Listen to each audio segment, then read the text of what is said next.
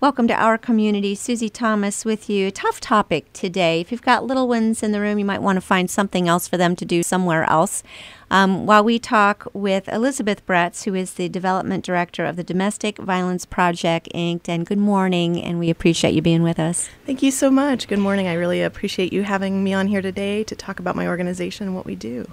Well, you're kind of new to the area, I know, new to DVPI. So could you let us know a little bit about you? Let's get to know you, Elizabeth.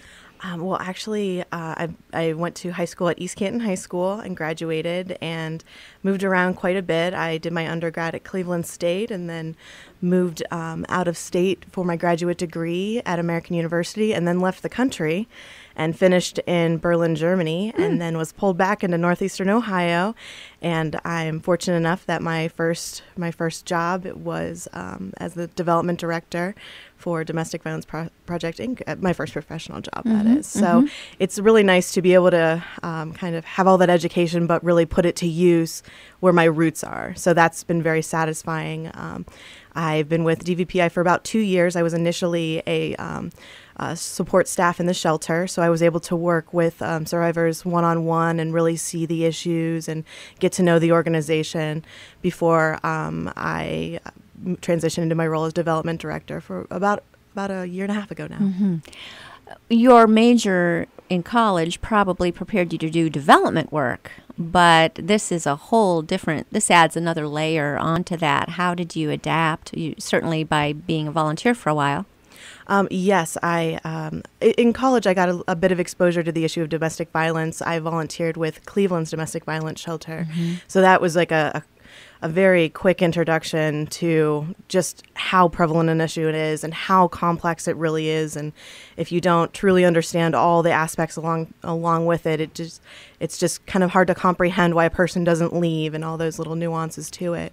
But after having that introduction to it, it really sparked my interest in using my educational background and my development background in fundraising for something I really believed in, which is supporting survivors of domestic violence. Let's go to that question, why a person doesn't leave. What is the mental state of somebody who's in an abusive situation? And we'll get into the variety of abusive situations there might be.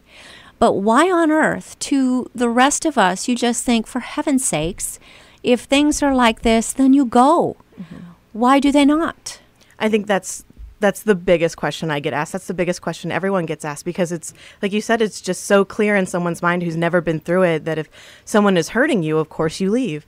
But domestic violence is not just a simple act of violence, or it's not just emotional abuse. What it is a total manipulation of a person and their surroundings and their resources to ensure that they can't leave. So really, there are so many factors why a person doesn't leave, and it's when they all happen in connection to each other. That's what keeps a person from leaving. So you might have fear. So an abuser might have instilled the fear that if the person leaves, they're going to hurt them, they're going to hurt the children, they're going to hurt themselves. And then on top of that, you have maybe all the financial control that's happened all along.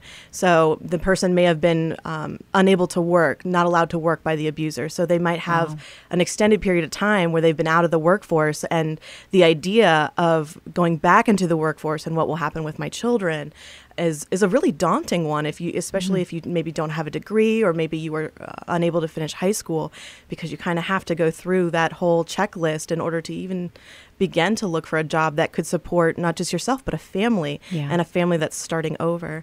An abuser might be controlling all the financial documents, might be controlling Social Security cards and birth certificates, which, as you know, you pretty much can't do anything without documentation. So that's a big controlling factor.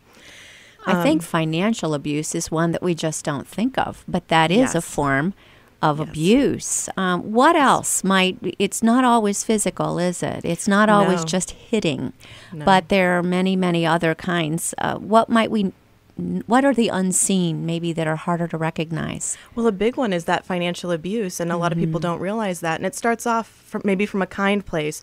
You feel bad for your partner that they can't get a car in their name or something like that, so you get them a car. And so it kind of escalates from there in terms of okay, well, you bought me this, now buy this, now you're buying this. Well, why don't you just hand me the checkbook and I'll do it? You're so busy. Why don't you let me do it?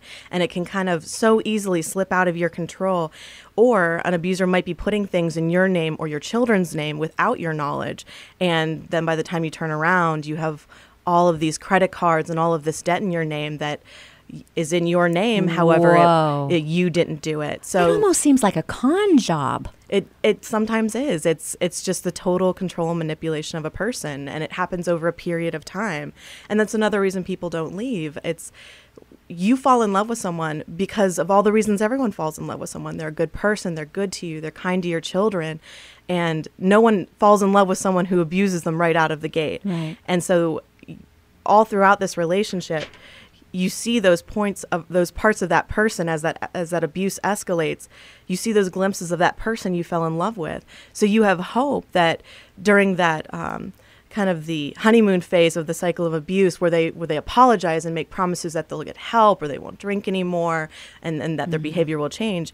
You see those promises, and you see that glimpse of that person that you fell in love with, that you had children with, and you have hope that they really will change this time. And I heard a beautiful quote when I was in college from a speaker from another domestic violence agency who said, you can never fault someone for having hope and having love. Oh, true. And so that, on top of the fear and the threats and the financial abuse maybe that's happened, and the idea of totally leaving everything you knew, financially, your stable home, to start completely over is daunting. And then you add on top of that, if you have religious views about marriage and about commitment, or you're connected in the community.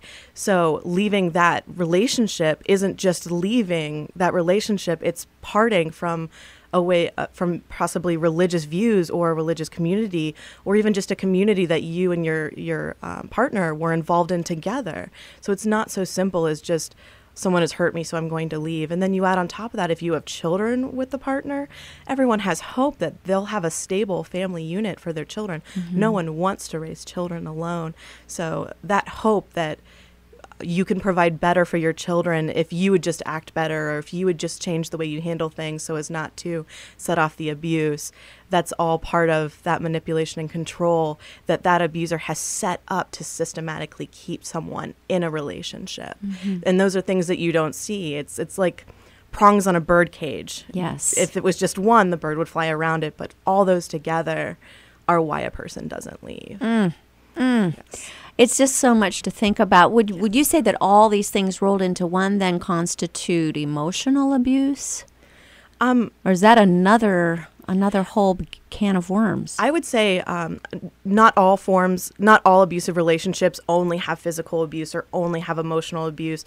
You see a wide variety. It's however that abuser has found to most control another person. Certainly, situations where there's both happening is definitely more difficult to deal with because a person physically fears for their safety. So it's not just those emotional scars of having their self-esteem run down and being told that they can't make it on their own, or perhaps being isolated from people that they loved by saying, with emotional manipulation, saying those people aren't good for you, those people just want to break up our relationship. So you're then isolated from them, and then possibly being worn down by emotional abuse, you're nothing without me, and those sorts of statements that really draw a person away from the confidence to live their life on their own again.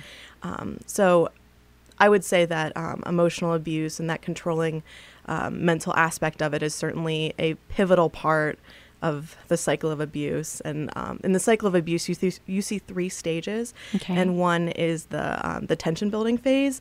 And that's when you see kind of the threats and starting to put the blame on the other person, or starting to put the blame on the survivor, in that if you do this, you make me act this way, or why do you do that? And then you start to see the degrading. And then you usually see that escalate to like a violence flashpoint, and that's when you see something escalate, and that's where you generally see the violence happen. And then after that is the honeymoon phase. So you see a person come back down and say, "I'm so sorry, I'll never do that again. It was just I was just on drugs or on alcohol. We'll get therapy. I'll change." And that's when the person sees that hope of of that person that they once fell in love with, and believes that because they have hope that it'll work. perhaps they have children, they're committed, they have a community with that person, so they have hopes that it'll change, so they'll stay. And then you see the tension building phase start up again. And as we see that continue to go around in that cycle, the honeymoon phase shortens and the tension building extends, so that finally you just see walking on eggshells through the tension building and then violent flashpoints. We're speaking with Elizabeth Bretz. She's the development director at the Domestic Violence Project, Inc. So when someone comes to DVPI, you probably first need to spend some time with them to find out where they are. It takes a lot of bravery, doesn't it, to pull yourself then away from that situation and come to the Domestic Violence Project? Absolutely. It is incredibly difficult to first even get to a point where you realize that you're in a situation that has become abusive and recognize that it's not your fault and you don't deserve to live in a situation that is emotionally abusive or physically abusive, and to then reach out for help. So even just reaching out is difficult, and I encourage anyone who's struggling with domestic violence or even suspects that they might be in a relationship that has aspects of what I've talked about, to call our 24-hour hotline. You'll reach trained professionals at any time, day or night, which is free and confidential, and you can talk with them about what's going on. And a lot of times it's very helpful to get an objective opinion, someone who's not family and not friends, to listen to what's happening and then be able to talk with you about what's abusive and what they might want to watch out for, and what they can possibly do to protect themselves going forward. So a lot of times our clients first reach out to us through the 24-hour hotline. Which is? Our 24-hour hotline is 330-453-SAFE. So that's 330-453-7233. Right. So they reach out and they talk with our trained professionals, and if a survivor reaches out and wants to come to Safe Shelter and they're appropriate for shelter, then we offer 2 shelters, one in Canton and one in Massillon. But a lot of times survivors perhaps aren't ready to come to shelter, or they have a different living situation that they can go to, but perhaps they just need some counseling services or drug and alcohol treatment services, or even legal advocacy services. And we offer all of those free of cost and on a sliding fee schedule to all survivors. You do not have to be in shelter to access those services. And all of our services are confidential and are available to both men and women survivors and survivors from the LGBTQ community. I've got to circle back to something that you said. Sure. You say, if you hear these and you suspect that you might be in an abusive situation, are you telling me that there could be someone in an abusive situation that does not realize that they're being abused? Absolutely. I think that so many of us come from different backgrounds, which you may have seen people treat people in a manner, and to you, that's normal. That's what an average relationship looks like. But when someone else sees it, they say that they don't like when that person does that to you or speaks to you in that manner. But it doesn't necessarily set off bells in your head about possibly being in an abusive relationship. That should not be the way a person speaks to another person. And a lot of times it's people that people think that they can't be in an abusive relationship if they're not being physically hurt by their partner, and not realizing that financial abuse could be happening, emotional abuse could be happening, or sexual abuse could be happening, all of which constitute an abusive relationship that you don't have to live with. And I think sometimes people don't connect that as being an abusive relationship, but those are just as harmful and abusive as physical violence. When we're talking about domestic violence, Elizabeth, we are not talking about anyone's socioeconomic group, are we? Oh, absolutely not. Domestic violence has no boundaries in terms of socioeconomic background, ethnicity, religion. Absolutely not. It can happen to anyone. And that's a lot of times the shame that comes along with it. People think that this just isn't something that happens to me. This can't be something that happens to people like me. And that source of shame is another barrier of why people don't reach out for help. We're speaking with Elizabeth Bretz. She's Development Director at Domestic Violence Project, Inc. We'll be back with more after these words. You're listening to Our Community.